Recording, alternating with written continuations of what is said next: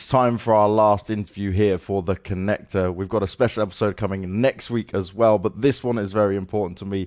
We have none other than Duncan Shields, the esports historian, known for his extensive historical knowledge of esports since the very early days, probably before some people who are watching this right now were even aware of what esports was. Way before the money, the TV, all the big contracts and the stars you see today, Duncan was on the ground, he was in the trenches, so to speak, capturing the early moments that helped build what we have now. He's outspoken, he's smart, he fights the good fight wherever possible to ensure this industry is not torn apart. Love him or hate him, you have to respect him for what he's done. And he continues to do what is in the best interest of not just himself, but the industry around. And that's the most important thing here. This is an important interview for me because he used to be my boss. He's someone I work with. He's a guy who has kind of given me a lot of inspiration and paved the way for what we do today. So, Duncan, first of all, how are you, mate? I'm all right, mate. Good to hear. Now, for me, right, you started way before many people would even have an idea of what's going on here. But what was the first game that you considered an esport for you that you played? And I guess back then, they probably weren't even calling it esports. No, I mean, I often tell people the line I usually say when people ask, like, how did you get into esports? Is I say, well, it wasn't called esports. It was just called playing Quake, basically. So I used to just be a Quake player and, like, famously back then, like obviously the internet connections everyone had were pretty bad, so it was actually quite easy for me to find out about the beginnings of the competitive scene, because sometimes you couldn't play the game, sometimes the ping was too bad, or sometimes people shut your internet connection off, or it cost too much money back then when you pay by the minute, etc. That's brilliant. Yeah, see, these are problems a lot of people don't have at all now, and especially in the UK, our internet infrastructure was never exactly great. But did you ever look down the route of being a pro, or did you just always kind of take this angle of having your direct interest and look at talking to players and learning the finer details? In as much as, like, early on, I definitely played games like Quake and the original Counter-Strike a lot. I would never say, like, I tried to be pro. Like, about the closest I ever came was in Quake 3. I went to, I think it was like a World Cyber Games qualifier. It was 2001, and I actually played in it. But, I mean, all you need to know is, like, I forgot my own mouse pad and mouse, so I wouldn't have won it anyway. But, like, if anything, that was an omen. Like, you know what? Maybe just attend the events, but just talk to all the sick players and stuff. And so I would just say, listen, I knew from day one I wasn't good enough. Like, unlike a lot of people, I don't naively imagine if you like improve and keep trying harder at the game, you can become the best. You can become better. You can improve. It's worth it for that reason. It's fulfilling. But I think to actually be the best, you should probably quite early on show, like, clear talent and have something special about you, in my opinion. Otherwise, if it, like, I mean, in a lot of areas in life, you shouldn't really set like a specific goal you have to reach. I think it's better to just improve, and then you navigate based on where that takes you. Now, in these early days, right, you just gave this story about how, okay, you realized talking to the players and this side of things was going to be much more interesting for you. But back then, right, there was no money in it. Like, often players weren't even salaried or anything like that. For you, you were doing this, I'm guessing, off your own back. But how did you get started in actually reporting and providing this insight? Where did it all begin? Yeah, well, I mean, the thing is, I didn't actually intentionally at all intend to do this. Like, I'd never had any interest in the field of journalism. I wasn't even particularly, by the way, in any of my past ever interested in writing. I wasn't someone who did writing for fun or anything. Quite frankly, I thought what I do now was research. I would have found really hard work. I hated work. I would never do that. I would just try and course spy on, just remember something, or just what you're interested in at the moment, you know. So what I would say is, I was just in a period where I think it was the summer between finishing college and then doing uni. I think that's right. And what I basically did around this time was we'd already done in college like a very basic course on like how to make a HTML website, just the most basic possible site. And so I thought to myself, this is the very early days of the internet, except for like the big websites like Access Reality, that most of the websites were fairly basic. They were just text. There wasn't any video, there's barely any photos involved. The bandwidth, because it's a very small scene back then, wasn't big. So I thought to myself, I could just make my own HTML website. And at the time, with tools like IRC, basically like a chat network, you can just contact most of the players. And if you get lucky and they say yes, maybe you can do some content. Maybe you can do an interview with them. So I did a few interviews, and I was planning on just making my own little website and just putting up like 10 short interviews where some of them were just basic stuff, by the way, like what their mouse setup was like why they play the way they do, thoughts on teammates and stuff. And basically, as I was doing these first interviews, I did one of them with a legendary, at the time, it wasn't actually that well known, but a legendary Quake player from Russia called Lexa.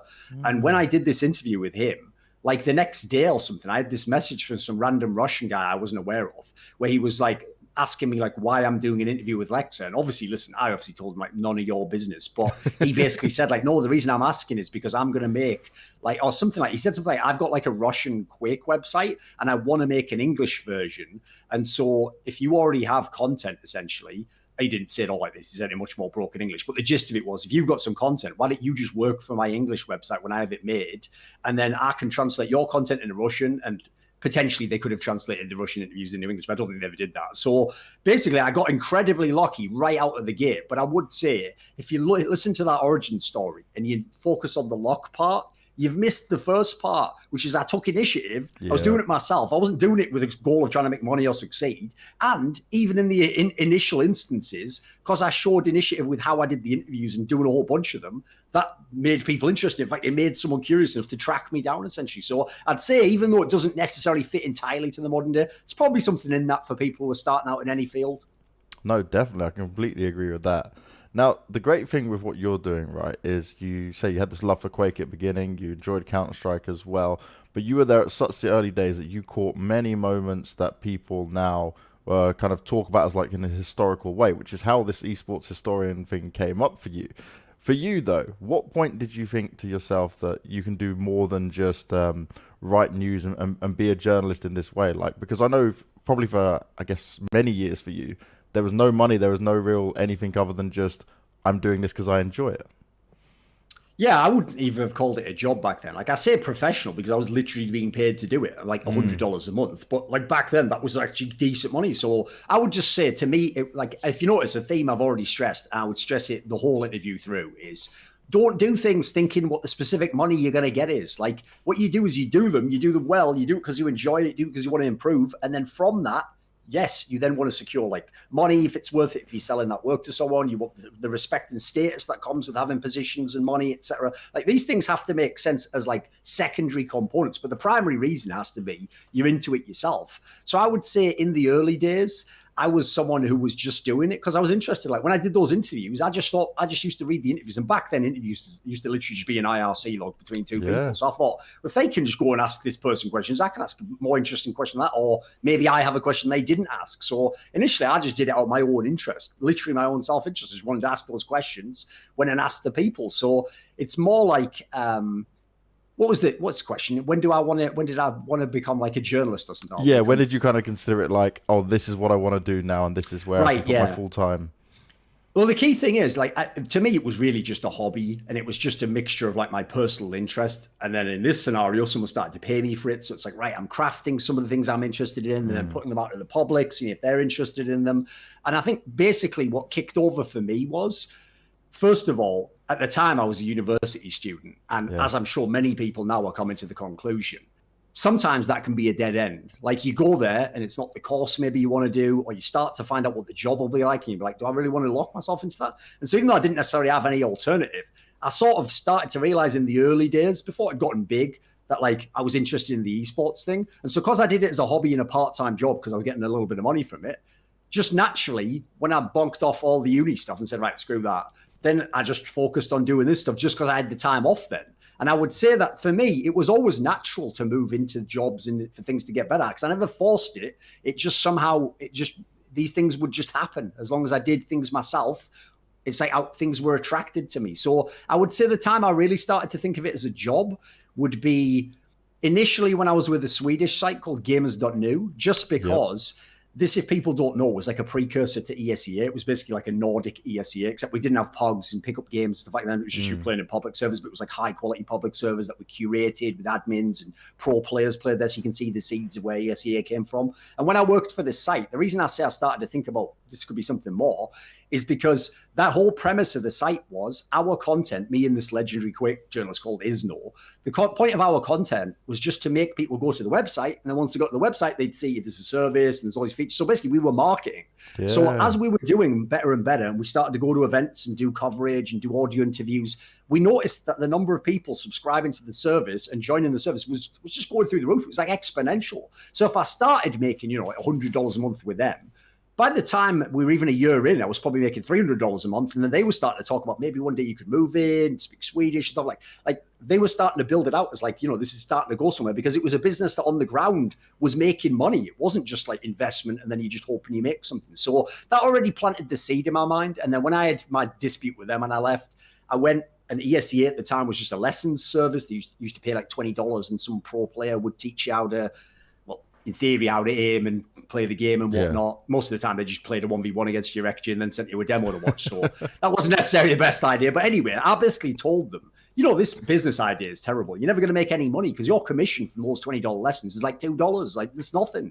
So what I told them is, why don't you just do in North America what they're doing at Games.new in Sweden? Make like a premium service where you have the servers, you set it up, you use all these pros that you've got doing lessons, get them involved in it. That way people start to play because they want to play against the pros. Like, basically, we set the whole thing up, and I was kind of like some of the idea behind that. And then again, my content was the marketing tool to bring people to it. And the key thing is that in itself, again, because now we're working with the North American region, was getting way more people joining and the money was going up big time. And I was on a percentage at the time as well. Ooh. And the interesting thing is I already then saw like, if this keeps going bigger, like, look, just put a projection, a trajectory of the earnings and the growth of the site.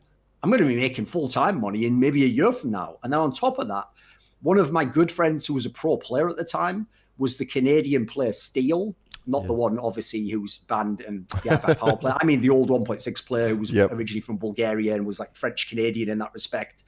And basically, one day when I was, I think I'd done an interview with him or something, and I was just chatting with him one day on, I'll say like ICQ or something, just it'll show up my age if no one knows that. So I was talking on a chat app that used to exist back then. And then basically, he said something to me like I asked him something like, how do you remain so consistent in your play? Like, for example, when your team's slumping and teammates are playing bad, like, how do you keep the mentality to be so good all the time? Like, because he was a famous player for sort of like never just having big slumps in his career. And he just said, it's my job and it's my drive. So like all the time I'm practicing, all the time I'm playing, it's with a purpose to improve and to maintain my level. And then he just happened to throw away as a line. He just said, I'm sure it's the same with you with journalism. You probably do the same thing. And at the time it was like, yeah. And then I was just thinking, actually, I don't do that. Because at the time I just tried to coast on talent. I thought talent, in fact, I thought the whole goal in life basically was to do as little work as you can, just do it with sort of a rock and roll, throwaway, nonchalant flair, get as much as you can from that, and then if possible just don't do any real work. So if I had a very different mentality back then, but that sort of planted the seed where I started to think, even though at the time all my peers were like, they were worse than even I was, so they weren't doing any of that stuff, I just thought to myself, he's right, actually. Even if you are a journalist or if you were a photographer or even an admin, you should really be doing your absolute best, because like, surely the reason you're in it is to be as good as you can be, to improve, to do a good job, to contribute something to the world. Listen, this really is something that made you into who you are and where you're at now, right? So that's a crazy development for you. Now, from this point, right, you definitely start to become more well known in what you're doing here. You're interviewing the big guys, going to it. When was it where you started to first get to travel to like major events and stuff like that? When was it really becoming like you were at all the big events, like the CPLs and things like that? Well, I actually went to one big event at the time, quite early on, like the first year I was working in esports, which was the CPL's stop that was in London in the UK. Yes. And I live in the Northeast. So you have to realize, for me, to even get someone I don't come from a rich family, to even get someone to pay my train down there and stay in a crap bed, B&B, that was big time. Like, I was like, man, I might have these Russian guys on the hook for more here. Like, I thought that was big time. And I'll actually tell you a crazy story from that, which is when I walked in the door of this London event, which, by the way, it didn't do very well. Like, it didn't have many spectators. It just wasn't. It was in London as well. Like, there's too much stuff going on there. No one cared about esports back then. It was just basically the players in the tournament and maybe some people who knew them who attended. When I walked in the door of the event at 9 a.m. on day one, the first person that I met, because they were still setting the event up as I went to whatever the press area was, which is just a tiny area, was actually Alex Muller, the Slash, who obviously later became my boss at SK Gaming. And at the time, didn't work for SK. He worked for Turtle Entertainment, which was ESL Europe, etc. And basically, he was the first person I met, because I just sort of said something like, whereabouts is the press area? And he was like, oh, it's over there, like in like a German accent. And then also came over a minute later to tell me some detail about, because there was no one else there basically. And just a side detail to just tell you what life's like in London. When they did this event, remember, this is in 2001, their whole plan at the time, right, was you had massive like TVs, and this is back when big TVs cost a bomb. It's like no one had a big TV back then. And literally within something mental, because like I'm saying, I come in and everyone's setting up and anyone can just walk in off the street, there's no one there. Within something like the first hour, someone in London, a chancer, just walked in and stole one of those massive TV/monitors and just left. And they never got it back. And it was worth loads of money as well, like thousands. So yeah, there was like already I'd had one little event. True, it was in my country, like. But you have to realize at the time, I don't think I'd ever flown in a plane. So to me, even going to London was actually pretty legit. Yeah. Then after that, when I came to the gamers.new stuff, like I said before, because it was actually a business where what we did lost money because it was essentially marketing, but it made money as a business. They could actually afford to not just send us to like European CPLs, but by the next year, they were sending us to like the American CPLs. So yeah, that was basically, those were the majors back then. So even though now to go to Dallas and go into famously the basement, the like ballroom of the Hyatt Hotel, which is like a 3-star hotel. That doesn't sound that glamorous now, but back then, even seeing that Dallas skyline when you come in and get in the car, like this was next level stuff. You thought you were in a movie or something. Oh yeah, definitely. And okay, so at this point, right, we're getting into you've done ESEA and you're moving on forward, and then I'm gonna skip forward a little bit, right, because you did things with SK Gaming, which to me, obviously, you at one point were my boss during this part, but this is where we got to see you more, right? You were doing the video content. So we've gone away from traditional journalism. We're going into video content, which was the new driving force. But this was before we even put it on YouTube, right? They used to put it in their own player on the site. And you were given a very hard task at the time to fill in for the shoes of Carmack, because he'd started that video content a bit more, less analytical, a bit more funny kind of stuff that he's putting out there. But you came in with the hard-hitting stuff. So how did this all come about for you? Because you came in and you seriously changed up everything within SK, which at the time was one of the biggest esports sites going. Yeah, well, the thing is, when I'd been way back before that, like I think when I joined SK, it was like the latter part of 2009. And when I was with Gamers.new, it was 2002 to 2003. But so way back, like 6-7 years earlier with Gamers.new, our whole gimmick was like, listen, there was no streaming. There wasn't even YouTube back then. So there was no video. But back then, what we would do was we would record audio interviews. Like we'd bring a little dictaphone type thing, record it, make a little basic MP3 file, obviously small to download. And you would have to access it through the premium part of the website. So I'd already sort of blooded myself in terms of learning how to have my voice and speak live in the moment, which is actually where I learned a lot of secrets that helped me years later. Like, for example, if you're in the moment of doing an interview like that, and suddenly you can't think of the next question, or the guy quickly cuts his answer off like one word in when he thought he was going to answer for a minute so you could think. Oftentimes you get pressured and you go, and you feel tempted to just end the interview, or it feels awkward. So what I learned basically was just stay in the pocket there. Like, don't worry about that. You know, you can take a second or two, regain your thoughts. You can ask a filler question. I learned a lot of things that actually later helped me in video. But the key thing is, people wouldn't believe this, but I wasn't that comfortable with even having my voice recorded, even being in a public setting like that. Remember, when you do text work, especially text interviews, you can edit them. Yeah. You can just take out anything that's whack. You've got as much time as you want. Like a text interview might take 5 times longer. You just sat there, you're just seeing someone saying, Heaton is typing, ... and then it stops, then it starts again, and you wait like 20 minutes for an answer. On video, he has to answer instantly. You have to come up with a question instantly. So the skill set's way different. So what I would say is interesting that people would not know also is I didn't choose to do any video content. Like what happened was, again, the guy I referenced earlier, the Slash, Alex Muller, who was my boss, basically because he'd had Carmack, and Carmack's big selling point had been doing these video interviews. So as you say, it was more about like, he knew a lot of the players. And so it was like bringing their personality out and trying to poke fun at them or show that they're human. Whereas like my philosophy has always been like, listen, that's one type of content. I prefer the content where it's like, I want to know what your mind is for the game. I want to know what your tactics were for the match. I want to know what you were trying to do when you did this, or who are you as in the server, not necessarily just as a human being. So I had a very different philosophy. So I wasn't initially drawn to that. I preferred just the long text interviews again. And what happened was the Slash basically told me, like, I want you to make video content. Like, I want you to start, like, I think we started with, I took over Carmack's like one-on-one series, which was like an extended interview series. And he said, like, I want you to do some of those when you're at events. I had like a very small recorder that I could take along. And I was also doing like very basic interviews, but they were ones where I was just behind it. Just like, what do you think of winning over Fnatic?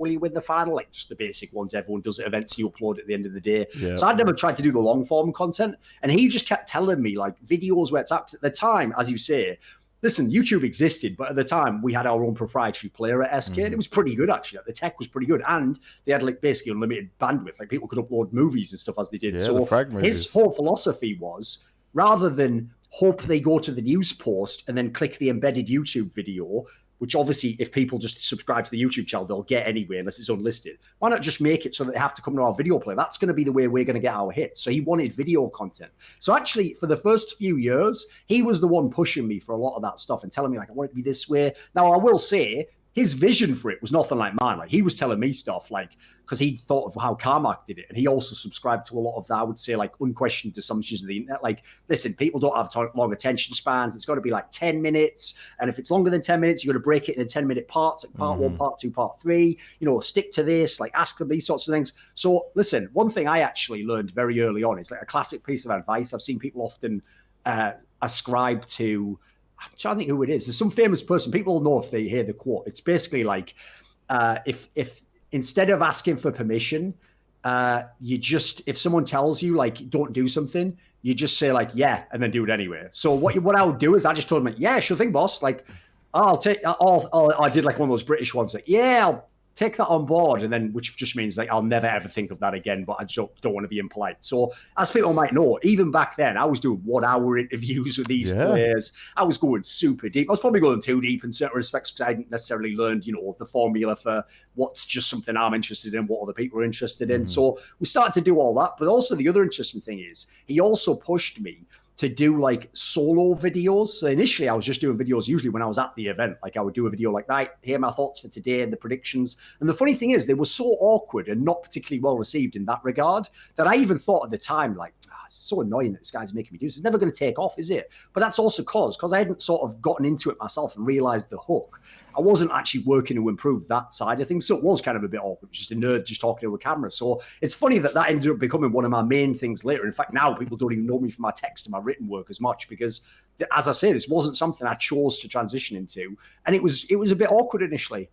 Yeah, I remember, right, because when I first did mine, we had those little Vimeo cameras or whatever they were called, the tiny little boxes, and because you couldn't actually put a second person behind it, so we had to talk behind the camera, film the player. Yes. It was a whole different way. I never used to appear on camera for my long interviews. Yeah, it's only when I did the solo ones I was even on camera. Yeah, people might not know that I was just a voice. That was it. We were just a voice and nothing else, and it was all focused on the player and a bit of back and forth of it. Now, what's interesting at this point as well, when we get to these parts of your career, it's not just Counter-Strike anymore, and Quake was obviously starting to slow down a bit for sure. For you, though, you've always only worked on games that you've enjoyed, which I think is incredibly something that people need to really realize, because people just go, oh, this game's the biggest, I should do this.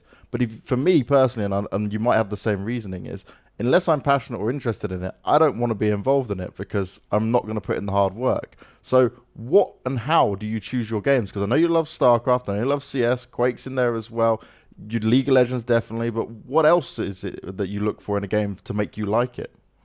Well, like you say, like the number one, the primary factor has to be that I enjoy the game in some sense. So it's easy to get into games like Quake, Counter-Strike, Brood War, these sorts of games when I got into it. I'll even say, by the way, that's part of the reason I covered Overwatch when the game first came out. I thought it was a good game. Like, I enjoyed it. It was a good FPS game. It was a different take on the scene. Plus, I did have friends who got involved with it. So, you know, there was a natural reason to check it out. And then this is probably the key pivot in my career is the other area I learned was, because I had similar thoughts to kind of what you were alluding to there, which is what do you do essentially when new crops of games are coming out and you can see they're going to be huge, but you watch the game and you're like, this isn't my stuff. Like, for example, any MOBA game, like to this day, I don't actually find the playing side of those games anything close to what like Brood War, Quake, Counter-Strike is. I don't mind them for what they are in their own time period and for what they're supposed to be as very casual games which have this esports flex. But I would just say that was where StarCraft 2 particularly taught me this. I checked out StarCraft 2 because I revered StarCraft Brood War. I still watch StarCraft Brood War to this day.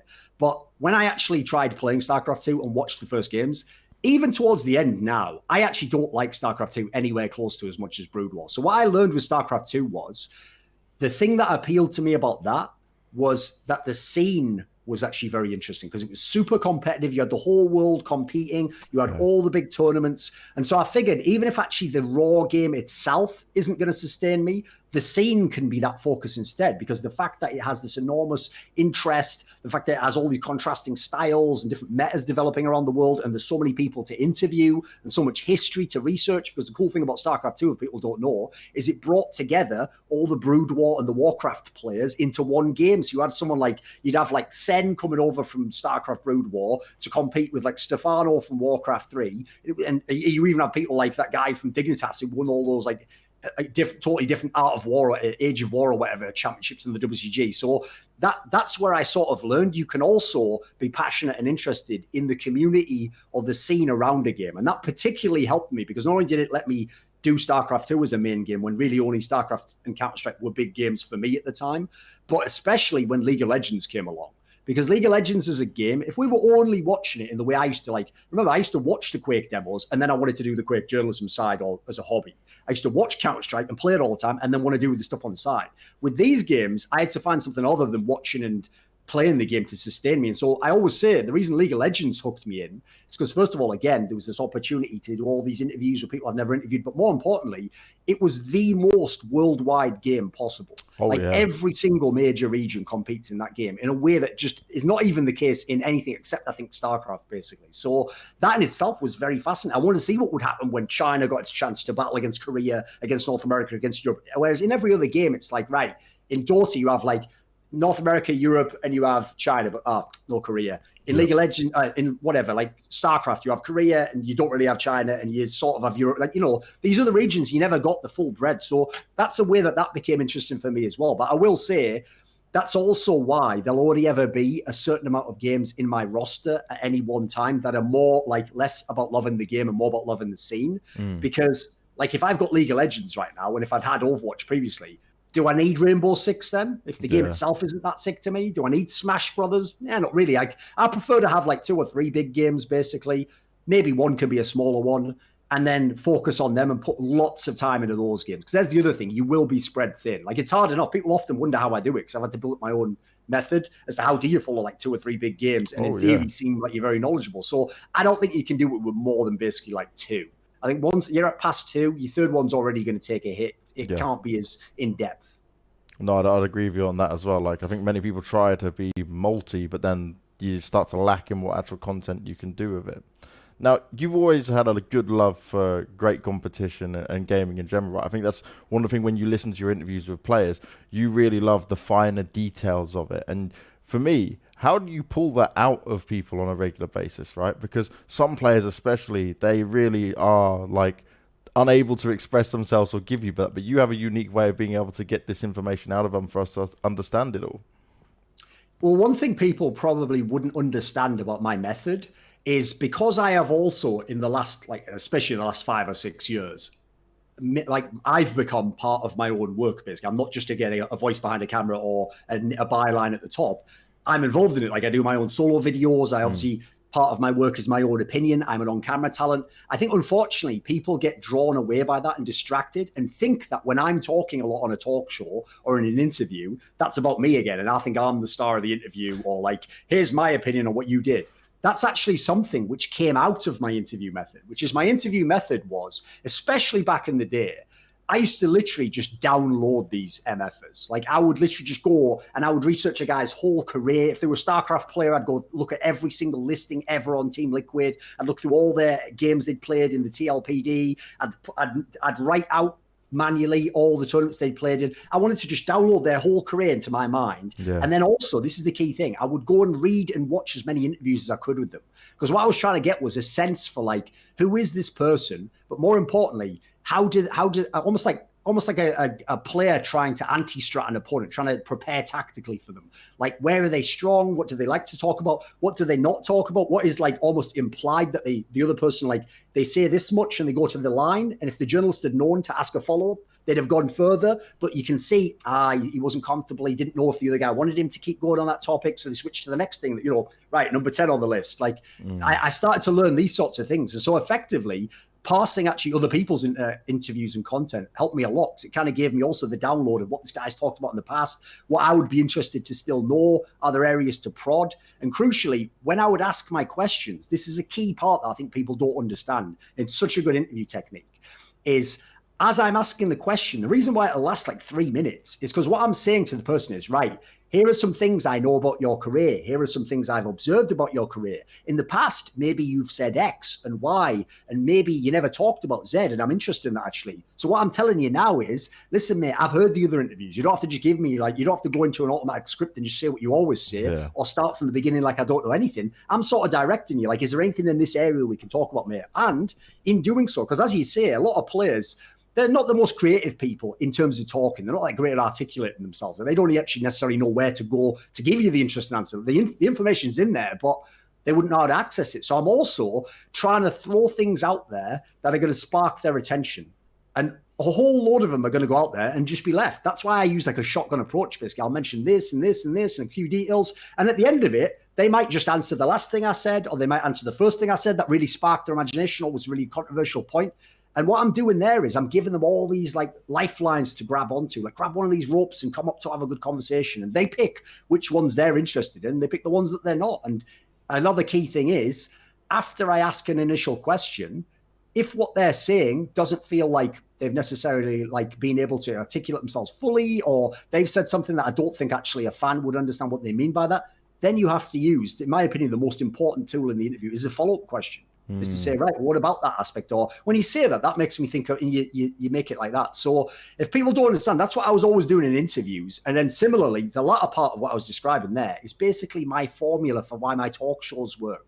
Because in talk shows, I can carry the dead weight. I can make it so that when the other person only says brief things, I sort of like, again, give them 4, 5, 6 different conversation starters that they can jump onto and go off of. So to the fan, it might seem like, can you shut up and let him talk? So he wouldn't say those things if I didn't say them first. Like, in fact, some of them that might sound useless to you, you never know. He might not have picked up on that point and gone with it, but maybe a Russian player would have taken that and done something amazing with the philosophical angle. You know, you never know which part. And that's another thing. I never assume I know what they're going to answer. I want to know what they answer. I'm genuinely curious. And I think that's key, right? And what you're saying there is why interviews like you do are so important compared to just what we see on a broadcast, because you're limited on time. You can't get all that much information out of it. And it's like you have to be very quick and snappy. And for some people, especially a lot of players, they can't get it all out in there. So your way is very good in drawing the best out of people. So we've covered the SK days, right? And now we get to say, let's say the early days of CSGO. Now, CS was a love for you anyway, but this is now where we start to see you as one of the figureheads for the online broadcasts at the time, then going into the actual TV broadcasts and what we're doing now on Twitch and everything else like that. How was that transition for you, though? Was that something that you just felt comfortable and natural in straight away? Or was it, again, like when you first moved to video where, okay, this is a bit awkward? I mean, I'll just be straight up. I'm not somebody who puts on a fake front, except for as a joke.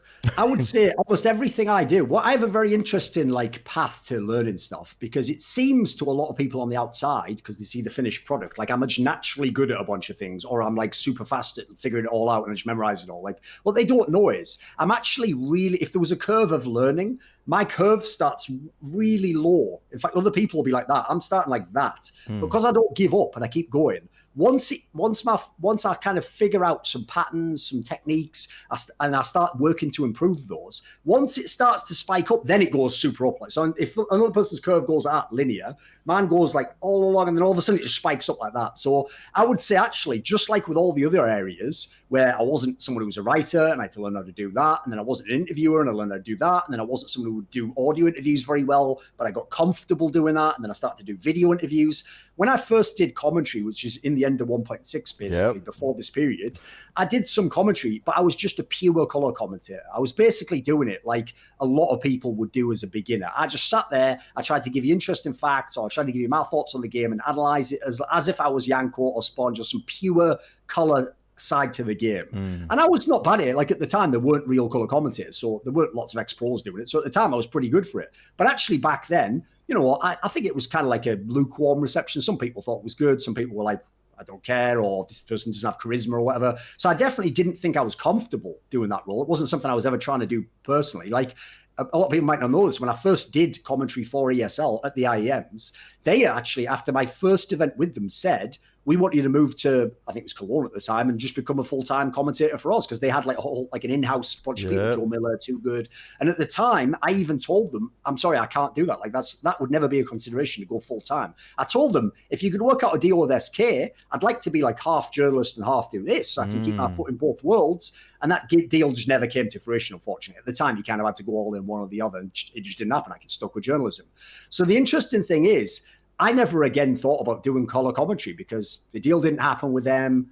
They actually eventually transitioned out of an X-Pros. You'd have Lurpis, or you'd have Threat, you'd have BSL or something like that. So I understood back then, an unchecked assumption, well, you're not going to be the color commentator if you're not a pro, are you? Because at the time they were putting pros in all these positions. Yeah. But then what I'll say is this, it was actually Grey Khan from DreamHack who, when they did the first CSGO major, DreamHack Winter 2013. Mm-hmm.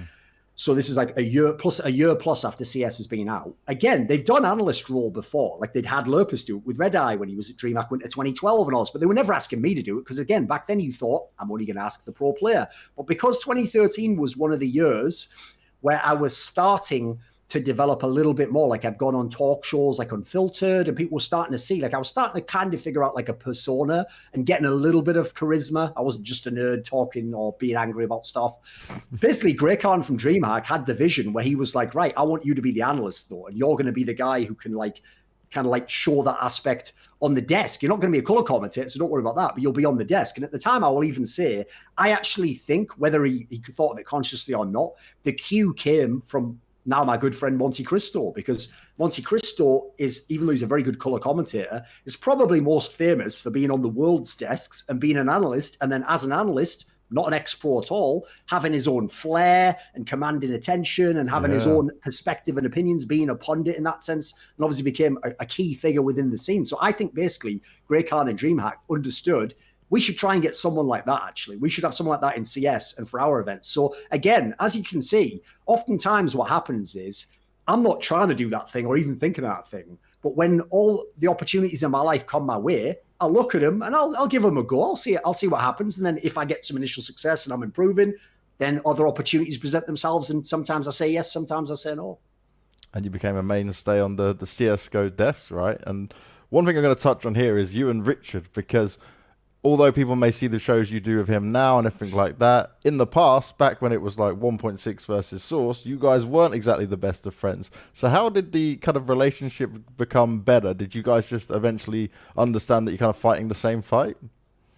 Yeah, essentially. Like what happened, which is actually sad, is it's funny that Richard himself, whenever he's talking about people saying like really obnoxious and outrageous things online, like abusive to each other, he always references in a very vague sense. I don't know why he keeps bringing it up, but fair play. He always says like, oh, I said really terrible things to you, Thorin, like unforgivable things, but we got past it.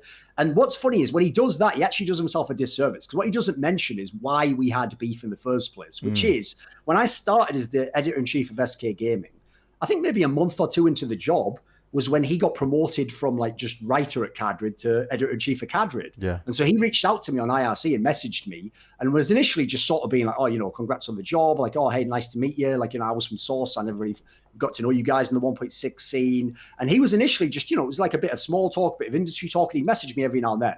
But I'll fully admit, back then especially, I mean, listen, people won't know this now, but I'm not the sort of person who, even with my esports friends, I'm not messaging them all the time. Like, I'm a pretty solitary person. In fact, actually, the great thing about my shows is I get to spend hours every week talking with them about the game, or sometimes on like work calls, and then we can just live our lives separately. So I wasn't actually counting the person, by the way, who wanted to like message people loads like that. So I wasn't that great at messaging him anyway when he would message like that, but I'd humor him. But also at the time, I was never someone who considered myself part of the UK scene, because the UK scene was very hostile to anyone who wasn't from the UK scene. So because I worked through all the other sites, they all thought, like, people used to literally be like, he's a bloody born again Swede, isn't he? And ridiculous stuff like that. And also because I didn't just like go, oh, wow, I hope the UK team wins, if they were like a bunch of idiots that weren't practicing. So people used to basically make me like I was a traitor to the scene or something. So I also, unfortunately, thought to myself, right, he's probably like all those other people from 1.6 where they would try and befriend you like that. And then you would find out later, they would just literally copy and paste in logs of like what you'd said to them to like make fun of you in like other team groups and stuff. Yeah. So I was like, right, screw this. So I thought, this is well dodgy. This guy's coming. He's coming from Cadrid. As you say, Source and 1.6 were not games that got along. Those are scenes where each tried to say the other game was trash and shouldn't exist, and all the money from that game should be put in their game. So initially, I was like really skeptical, like, who is this guy? Like, why is he coming on like this? This is a bit dodgy. And then unfortunately, in this period where we were just sort of like polite, and he was trying to actually be friendly, basically. And I didn't know, by the way, who he was. So I didn't know that he had a similar background to me, that he was an outsider, that actually people had been arseholes to him. If I'd have known these things, it would be different, but I wasn't in the Source scene.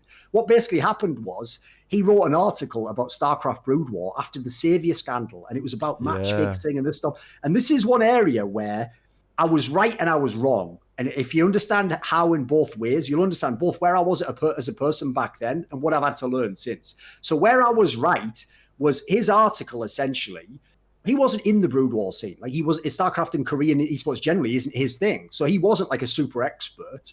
And so when he wrote this article up, a lot of it was just very basic things that anyone who followed the Korean StarCraft scene would know.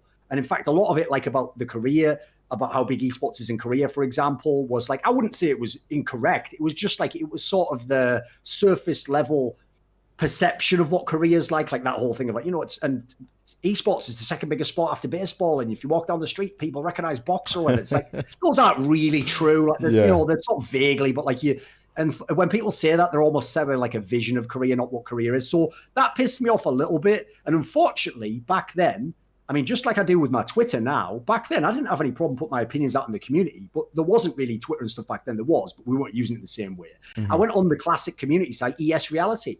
And so because I think it was Red Eye posted this article from Richard on that website.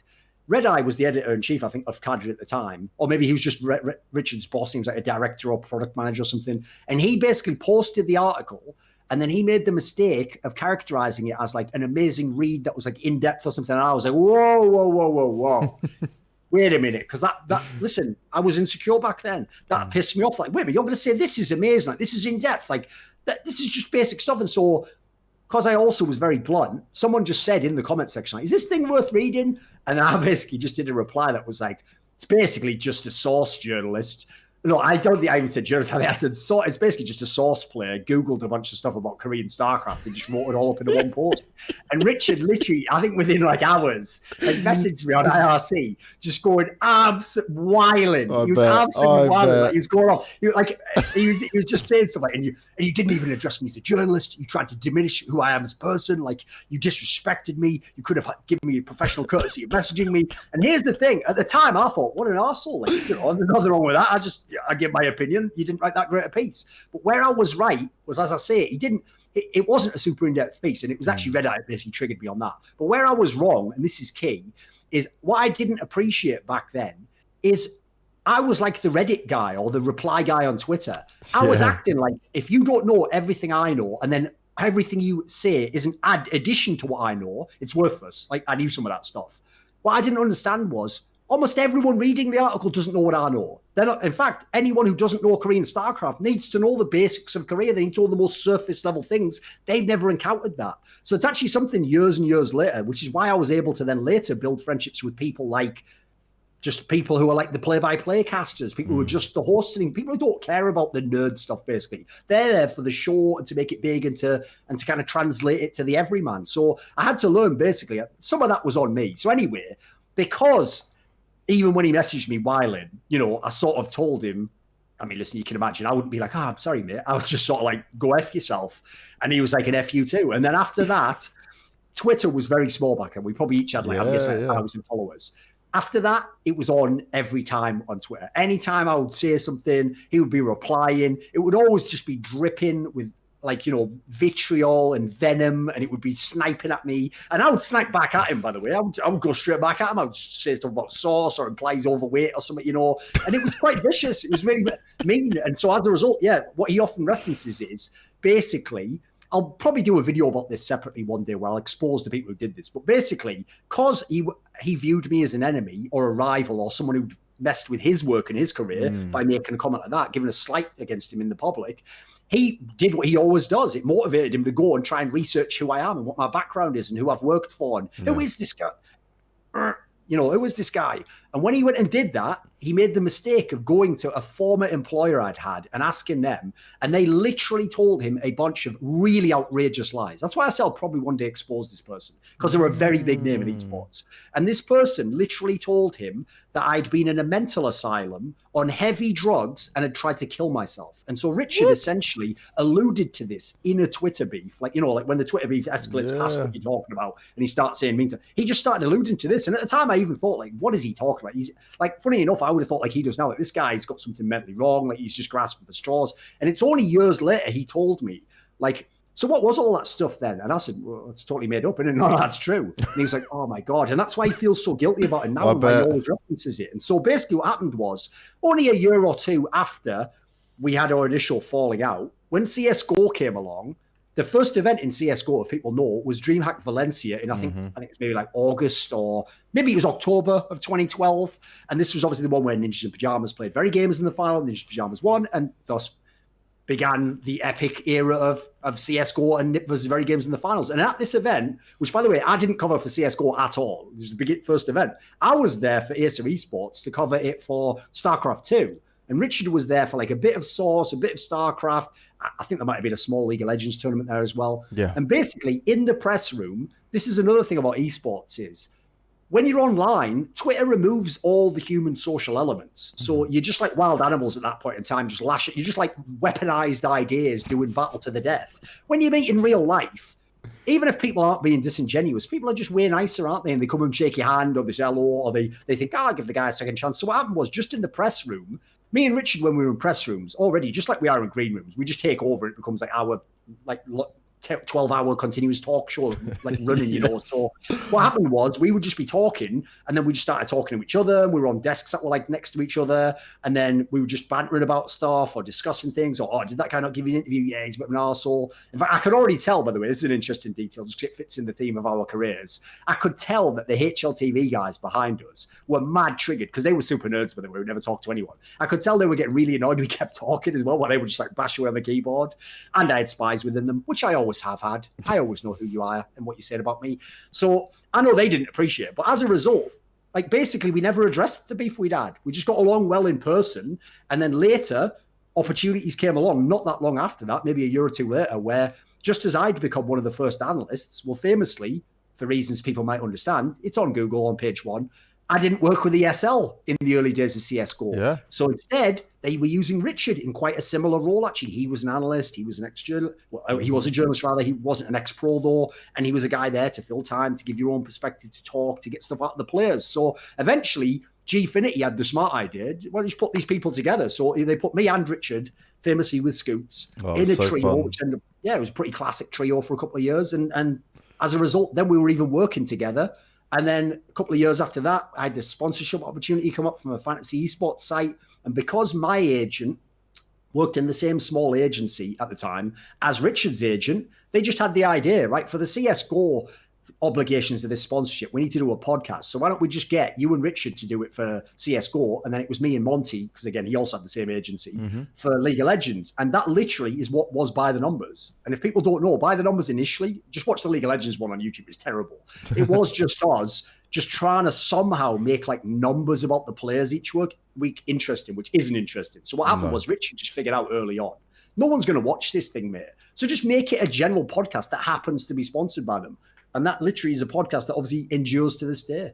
And that's the beauty of it, right? And they're now you guys are friends, colleagues, and it continues to this point where you guys are still breaking some of the craziest headlines.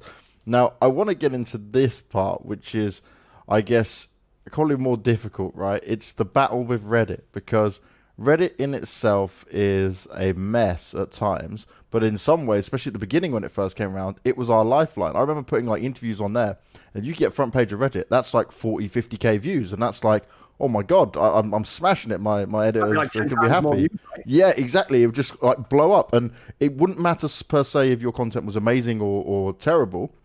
If the community got hold of it and it did well on Reddit, you would do extremely well. But you have had significant problems with Reddit, and very unfairly. So how is this allowed to happen on a platform which is so huge, and it shouldn't even be possible? There just seems to be like these mods that have far too much control and definitely some underhand stuff going on.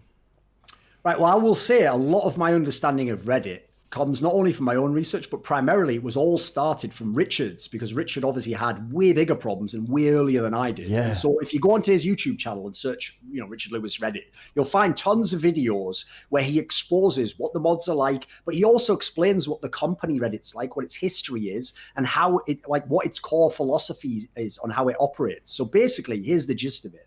Reddit as a website is one of those websites, which I don't know if it does now, but up until even a few years ago, was a loss. Like, it was a company that loses money. It doesn't make money. It just loses money. So it has to keep taking investment and then just loses money. Because think about it, right? When you're on Reddit, you see the odd ad now, but who clicks on those? Like, it's not like YouTube where an ad comes up before every video. So the monetization was terrible. So as a result, even though it wasn't something where they basically had any kind of interest in like not messing with the people on the site, because it was just about power at that point in time. So unfortunately, because they didn't have money and it was just about power, they literal admins, which the difference, by the way, this is a key understanding. Admin is someone who works for Reddit and is at the top level.